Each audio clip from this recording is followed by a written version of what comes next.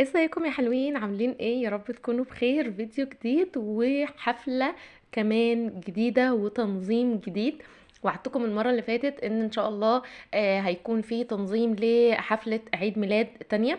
بصوا بقى، ده تنظيم لحفلة عيد ميلاد وكمان شغل كله بقى، يعني شغل اليوم بتاع الاوردرات كلها.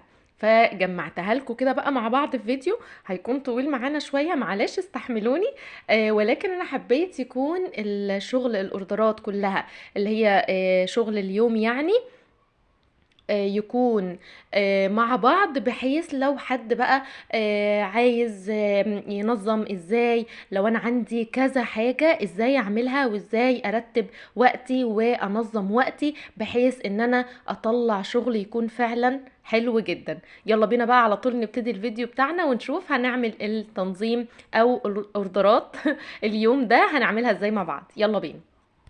بصوا بقى، زي ما انتوا عارفين لازم علشان اجي اعمل اشتغل كذا حاجة في يوم واحد او كذا حاجة يعني مع بعض، لازم انظم الوقت بتاعي. اهم حاجة في كل الكلام ده تنظيم الوقت.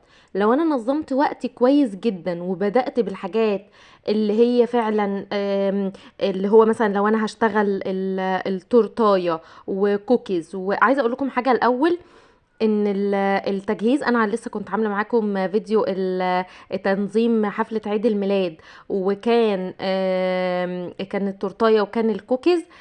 عايزه اقول لكم ان العميله، انا عاده بحب دايما ان انا اغير وما اعملش بقى نفس الفكره وكده. بس عايزه اقول لكم ان العميله او اللي هي صاحبه الاوردر ده هي اللي طلبت الكوكيز بنفسها، اللي هو اجيبها كده اجيبها كده، يا جماعه نعمل حاجه جديد، انا عايزه كوكيز، يعني فاهمين؟ اعملي الكوكيز وبعد كده اعملي اي حاجه تانية جنبها. فاللي هي بقى ايه، مختاره ومكرره الموضوع يعني. فمش راضيه ابدا اللي هي تغير عن الكوكيز. هي فعلا بصراحه زي ما قلت لكم حاجه فعلا جميله جدا، وبتبقى يعني شكلها حلو. كمان سهلة لو احنا هنعملها، كمان لذيذة ان الاطفال اصلا بيحبوها. طيب خلونا بقى نبتدي في التزيين بتاع التورتايه. اول حاجة، انا زي ما انتوا عارفين جلسناها وظبطناها. جبت طبق على شكل قلب. ممكن نرسمها بالسكينة كده نعمل شكل القلب. المهم ان احنا نحدد شكل القلب بأي حاجة عندنا، وبمشي عليه بروزتات كده من الكريمة. سهلة جدا. كمان عملت بقى نص بالشوكولاتة البيضة المبشورة، والنص التاني بالشوكولاتة اللي هي الغامقة. فكان شكلها حلو جدا. طيب تعالوا بقى نرجع تاني للي انا كنت بقوله، ان لو احنا عندنا مثلا اوردرات في نفس اليوم كذا حاجة بقى مع بعض، يعني عندك مثلا انا عملت في الفيديو هنا 2 من التورتة والكوكيز وكمان دوناتس، فكان اللي هو كذا حاجة وحاجات بكمية. فاهمني؟ فازاي هنظمها بقى؟ طيب انا هبتدي دايما بالحاجات اللي هتبات معايا عادي، مفيش مشكله. يعني دايما الدوناتس لازم تكون اخر حاجه. الدوناتس دي بسيبها ليوم التسليم بتاع الاوردر طبعا، يعني بكون عارفه انا هسلم الساعه كذا، فببتدي ان انا اشتغل فيها من قبلها بكذا ساعه، عشان طبعا هسيبها تخمر وبنشكلها ونسيبها تخمر تاني. فاهمين الدوشه بتاعت الدوناتس دي؟ فلازم اديها وقتها، ولازم تتعمل طازة في يوم التسليم بتاع الاوردر بتاعنا. تمام كده؟ طيب التورتايه زي ما قلت لكم بنجهز الكيك من قبلها بيوم، مش يوم التسليم، من قبلها بيومين بقى. وببتدي ان انا اسيب الكيك يبات، ولو في بقى تجهيزات شوكولاته، تجهيزات طبارات زي ما قلت لكم، بتبقى من قبلها بقصقص كل الكلام ده. وبظبط الشوكولاته، لو انا هسيحها، لو انا هعمل دواير من شوكولاته زي اللي انا بعملها كده دي. كل الكلام ده بيكون قبلها بيوم. يعني انا الكلام ده كده واخد مني كذا يوم، مش اللي هم 10 دقايق بتوع الفيديو، لا خالص. اللي هو انا بجهز كل الكلام ده وبسيبه جنبي كده، وببتدي ان انا يعني انا بجهز الحاجات دي مع الكيك.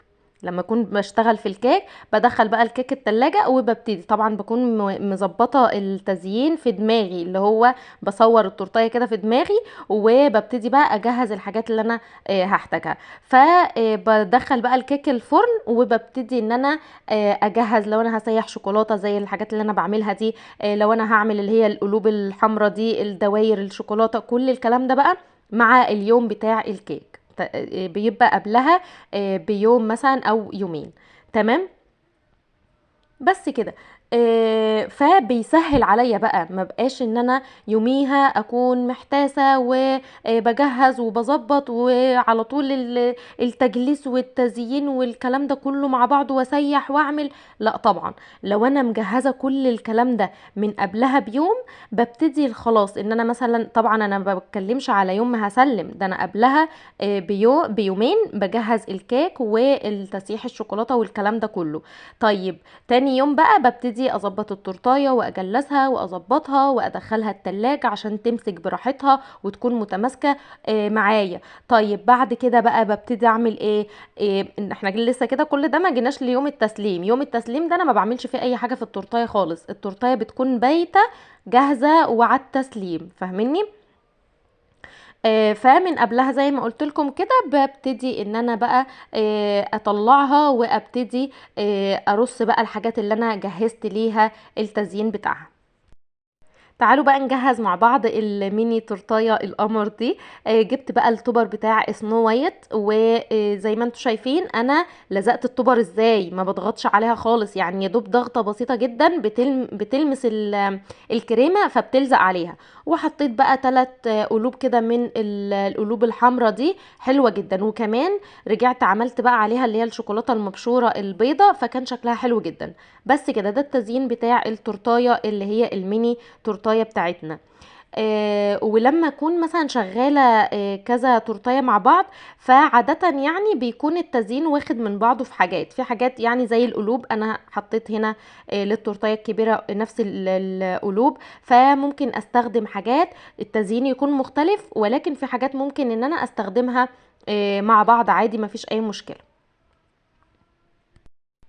جبت بقى الشوكولاتات اللي احنا عملناها اللي هي الملفوفة دي، وحطيتها كده من الجوانب بالشكل ده.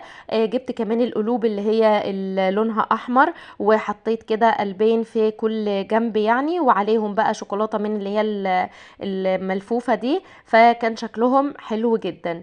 كمان حطيت بقى في القلب ده، حطيت نوتيلا سيحتها كده بمعلقة زيت وفردتها كده في القلب من جوه، كان شكلها كمان حلو جدا.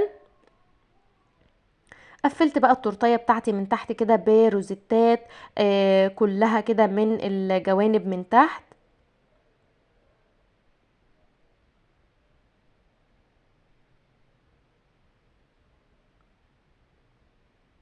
تزيينها حلو جدا وكمان مختلف.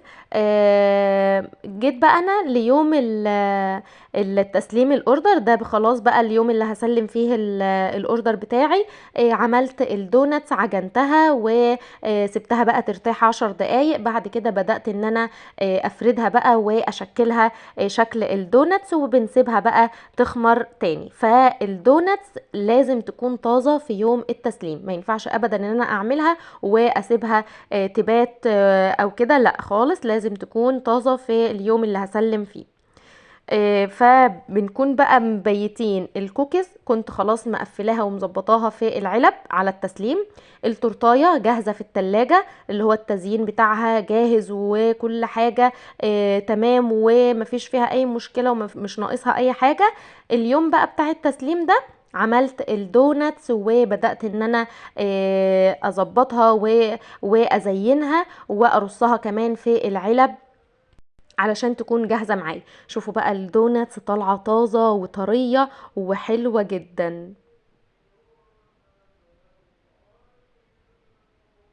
شوفوا بقى شكلها بجد، يعني ريحتها كانت قلب البيت كله، بجد حلوة جدا.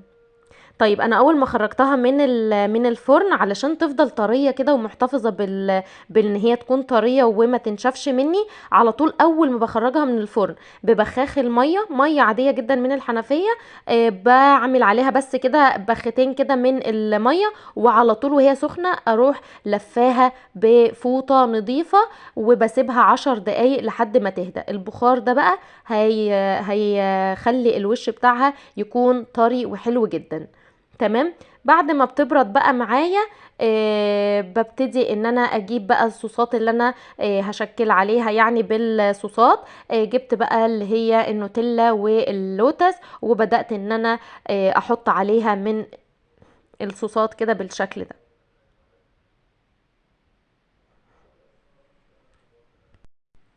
لما يكون في عندنا بقى اي شغل او يوم في شغل كتير او تسليم لكذا حاجة، زي ما قلت لكم التنظيم، نظمي وقتك ونظمي حاجاتك ونظمي كل الحاجات اللي هنزين بيها من قبلها، وخلي يوم التسليم ده يا دوب الحاجات اللي هي لازم تطلع طازة. هي عادة هي الدوناتس لازم تطلع طازة، لو سينابون لازم هو كمان يطلع في نفس اليوم، فمني ففي حاجات معينة ما ينفعش ان انا ابيتها، فدي بس اللي لازم اعملها يوم التسليم. تمام.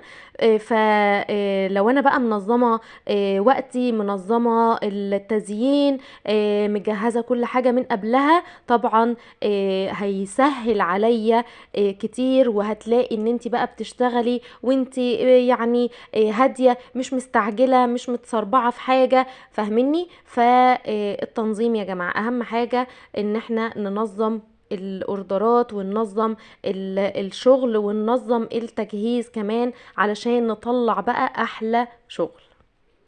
شايفين الدوناتس طالعة حلوة جدا، هشة وطرية، وبجد طعمها لذيذ جدا.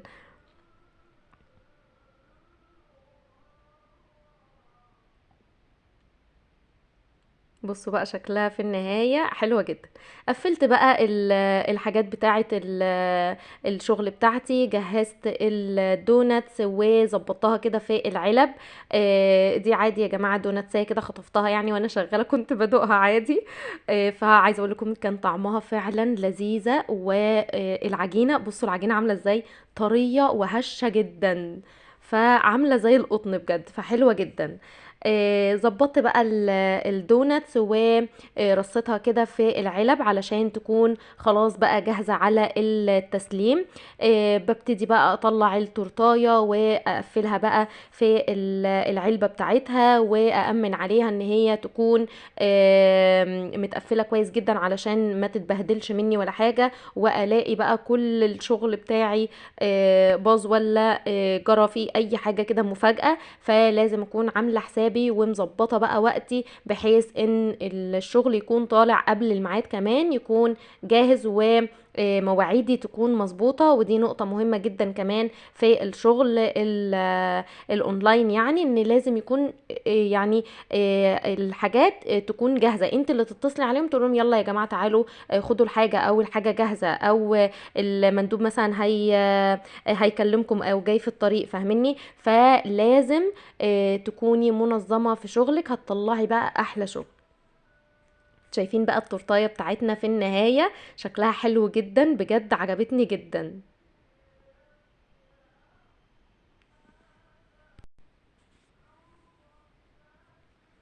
عملنا بقى حفلة عيد ميلاد وتنظيم لعيد ميلاد، ويوم كامل من الاوردرات. شفتوا نظمنا وقتنا ازاي، وجهزنا التورتاية مع بعض، وكمان عملنا الكوكيز، وكمان عملنا كمان تورتاية تانية، وزينا تورتاية تانية. بجد الاتنين احلى من بعض، عجبوني جدا. كمان التجهيز للدوناتس والكوكيز، يعني حفلة بتكون فعلا حلوة ومميزة. لما بقى تحطي الحاجات دي كده على السفرة شكلها حلو جدا، طعمها كمان لذيذ وبيعجب الأولاد جدا.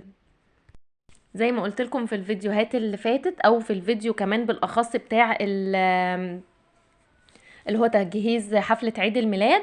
ان لازم يكون عندك كذا حاجة ان انتي تقوليها بقى، مثلا ايه اللي ينفع ايه اللي ما ينفعش زي ما قلت لكم يعني. فالتغيير والتجديد مطلوب، ولازم يكون عندك تغيير وتجديد في الشغل بتاعك. خلاص كده احنا بنكون وصلنا بقى لنهاية الفيديو بتاعنا. يا رب الفيديو يكون عجبكم، ويا رب اكون قلت كل التفاصيل، عشان في ناس سألتني ازاي ان احنا نختار الحاجات وازاي ننظمها وتفاصيل كتيرة كده. فيا رب ان انا اكون قلت كل التفاصيل وما نسيتش حاجة. استنوني ان شاء الله في فيديوهات تانية جاية كتير على خير. ما تنسوش تعملوا لايك، يعني شوفوا بقى اللايك للحاجات الحلوة اللي انا عاملاها لكم دي. واستنوني في فيديوهات تانية جاية كتير على خير. شكرا لكم، مع السلامة.